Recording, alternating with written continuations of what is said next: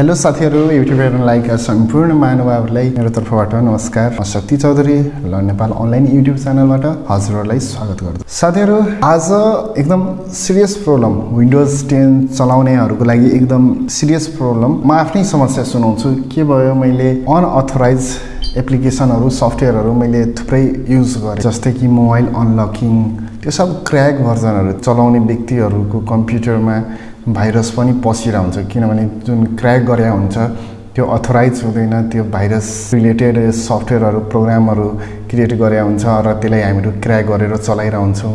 अनि क्र्याक सफ्टवेयरहरु चलाएर के भयो भने, जस्तै कि हाम्रो थुप्रै छ यहाँ समस्याहरु। गेट इन्टु पीसी ले सबै क्र्याक भर्जनकै सफ्टवेयरहरु दिइरा हुन्छ अनि कम्प्युटरमा समस्या पर्छ है, किनभने क्र्याक भर्जन चलाइरहेछौ, कुनै पनि अथोरिटी नभएको सफ्टवेयरहरु चलाइरहेछौ अनि समस्या हुन्छ। हाम्रो कम्प्युटरले त्यसलाई मान्य दिदैन, तैपनि हामीहरु के गर्छौं त चलाइरहन्छौं। अनि त्यहाँदेखि के हुन्छ, हाम्रो कम्प्युटरमा थुप्रै किसिमका समस्याहरु आइपर्छन्। जस्तै कि तपाईले म शो गर्न सक्छु, मेरोमा के भयो भने जुन राइट क्लिक गरेर न्यू को अप्सन आउँथ्यो नि, न्यू फोल्डरको न्यू गरेर अनि फोल्डरहरु क्रिएट गर्ने अप्सन आउँथ्यो नि, अप्सन नै मेरोमा डिलिट भइसक्यो। त्यसपछि साथीहरु, हामीहरु भिडियोतर्फ जाऊ बिना टाइम वेस्ट गरिकन। र यो मेरै कम्प्युटरमा प्रब्लम भएकोले म एकदम आफ्नै कम्प्युटरमा त्यो समस्या देखाए है। र केही नबोलिकन ल भिडियोतर्फ जाऊ साथीहरु। हेर्नुस्, राइट क्लिक गर्दा मेरोमा अप्सनै आएन। न्यू अप्सन नआएर मलाई समस्या भयो। जे कुरामा पनि नयाँ फोल्डर बनाएर मेरो डेस्कटप जहिले नि भरिरा हुन्छ नि, न्यू फोल्डर बनायो डेस्कटपमा र काम गर्यो। अब न्यू फोल्डर बनाउने अप्सनै थिएन, त्यही भएर मेरो फाइल यताउता भइराछ। अनि त्यहाँदेखि मैले आज बनाउँछु भोलि बनाउँछु भन्दा थुप्रै दिनदेखि मैले सोचिरहेको थिएँ, विचार गरिरहेको थिएँ, तर बनाउँछु भन्दा ढिलो भइसक्यो। तर आज हामीहरु त्यो भिडियोलाई बनाउँछौँ। हजुरहरुको लागि आज मैले त्यो भिडियो बनाएँ ताकि तपाईहरुले पनि कुनै समस्या आउन सक्छ विन्डोज 10 मा, अनि भोलिको दिनमा तपाईहरुले यसरी गरेर तपाईले आफ्नो सोलुसन गर्न सक्नुहुन्छ। ल साथीहरु, भिडियो सुरु गरौँ।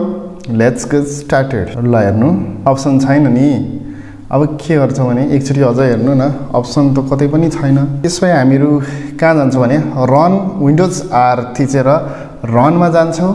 रनमा गइसकेपछि regedit गर्ने, regedit गरेर त्यहाँदेखि इन्टर बटन थिच्नु होला अनि हाम्रो रन कमान्ड खुल्छ। रेजिस्ट्री एडिटर भन्ने एउटा रेजिस्ट्री एडिटर विन्डोज खुल्छ। हाम्रो रेजिस्ट्री एडिटरमा गइसकेपछि ल मैले सबै पहिला कोल्याप्स गरिदिन्छु। यो सबै लाइट भइराछ, कोल्याप्स गरेर एचकी क्लासेज रुटेडमा गएर त्यसपछि मैले सर्च गर्छु के त डाइरेक्टरी भनेर। डाइरेक्टरीमा जान्छु। एकदम तल छ, धेरै फाइल्सहरु छ, त्यही भएर ढिलो भयो।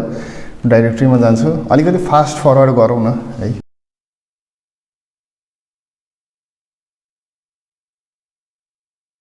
ल हेर्नुस्, हामीले भेट्न लागिसक्यो डाइरेक्टरी भन्ने अप्सन।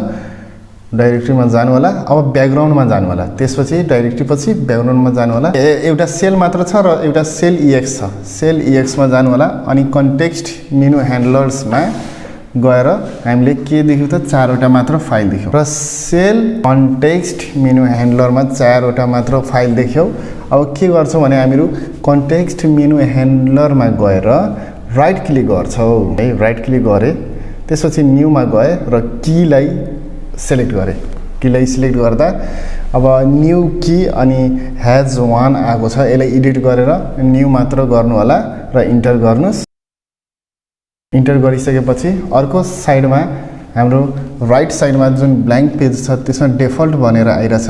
डिफल्टमा गएर डबल क्लिक गर्दा अब भ्यालु डाटा आयो।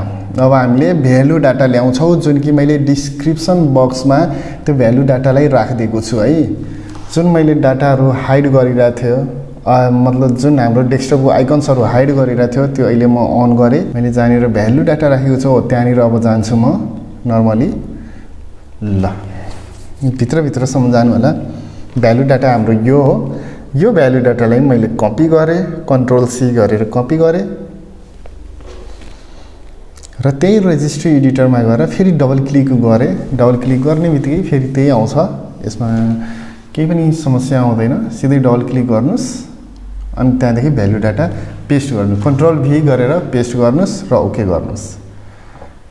द्याट्स इट, हामी डन। हामीहरु अलरेडी हामीहरू कम्प्लिट गरिसक्यो अब राइट क्लिक गर्दा हाम्रो न्यू अप्सन आइसक्यो कुनै पनि फास्ट फरवर्ड छैन कुनै पनि फेक भिडियो छैन एकदम रियल भिडियो हो साथीहरू र यो जुन हामी भ्यालु डाटाहरू छ यो सबै कसरी गर्ने भनेर प्रोसेस प्लस त्यो भ्यालु डाटा हामीहरू डिस्क्रिप्सन बक्समा हाल्नेछौँ thank you very much see you in the next video